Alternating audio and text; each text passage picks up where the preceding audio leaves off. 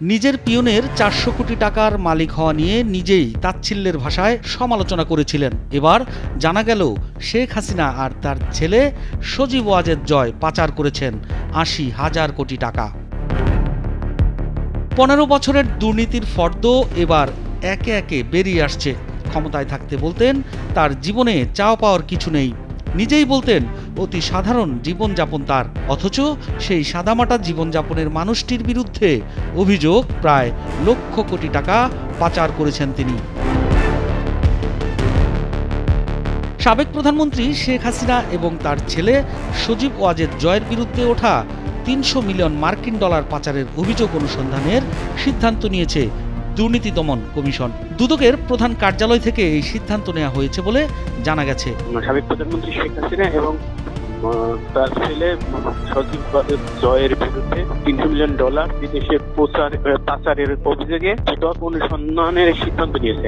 এর আগে শেখ হাসিনা ও শেখ রেহানা পরিবারের বিরুদ্ধে বিভিন্ন প্রকল্পে ৮০,০০০ কোটি টাকা দুর্নীতির অভিযোগ অনুসন্ধানে ৫ সদস্যের টিম গঠন করেছিল দুদক। ওই টিমকেই ৩০০ মিলিয়ন ডলারের পাচারের অভিযোগ অনুসন্ধানের নির্দেশ দেওয়া হয়েছে। অভিযোগ সূত্রে জানা গেছে, আমেরিকার গোয়েন্দা সংস্থা FBI সাবেক প্রধানমন্ত্রী শেখ হাসিনা এবং তার ছেলে সজীব ওয়াজেদ জয়ের বিষয়ে একটি প্রাথমিক তদন্ত করে। FBI-এর তদন্তে সজীব ওয়াজেদ জয়ের গুরুতর আর্থিক কেলেঙ্কারির বিষয়টি উন্মোচিত হয়।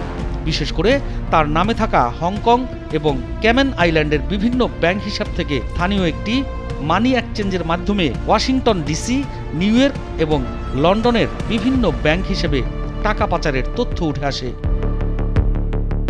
FBI তাদের লন্ডনের প্রতিনিধির মাধ্যমে বিষয়টি নিশ্চিত করেছে এবং প্রমাণ পেয়েছে যে সেখানে গুরুতর আর্থিক অনিয়ম এবং মানি লন্ডারিংয়ের অপরাধ সংঘটিত হয়েছে।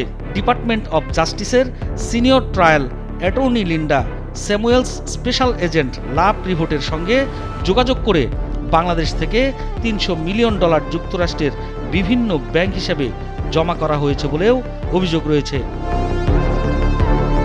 এর আগে গত ১৭ ডিসেম্বর রূপপুর পারমাণবিক বিদ্যুৎ কেন্দ্র থেকে ৫০০ কোটি ডলারের বেশি, যা বাংলাদেশি টাকায় ৬০,০০০ কোটি টাকা সহ বিভিন্ন প্রকল্পে ৮০,০০০ কোটি টাকার দুর্নীতির অভিযোগ অনুসন্ধানের সিদ্ধান্ত নেওয়া হয়, যেখানে শেখ হাসিনা, তার বোন শেখ রেহানা, ছেলে সজীব ওয়াজেদ জয় ও ভাগ্নি টিউলিপ সিদ্দিক সহ পরিবারের সংশ্লিষ্টদের বিরুদ্ধে দুর্নীতির অভিযোগ রয়েছে।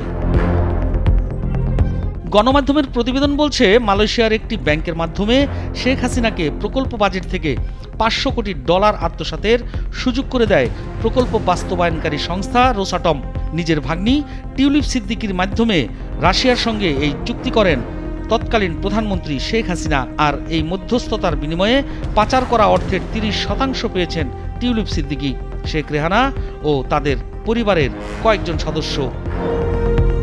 কিছুদিন আগে শেখ হাসিনার ঘনিষ্ঠরা দেশের ব্যাংক খাত থেকে ১৭ বিলিয়ন মার্কিন ডলার বা ২ লাখ কোটি টাকা পাচার করেছে বলে অভিযোগ করেছিলেন বাংলাদেশ ব্যাংকের গভর্নর আহসান মনসুর। সামরিক গোয়েন্দা সংস্থা DGFI-এর সহায়তায় সরকার ঘনিষ্ঠরা প্রথমে ব্যাংক দখল ও পরে এই অর্থ পাচার করেছে বলে দাবি করেন তিনি। ব্রিটিশ সংবাদ মাধ্যম ফিনান্সিয়াল টাইমসে দেয়া এক সাক্ষাৎকারে তিনি এসব অভিযোগ করেন।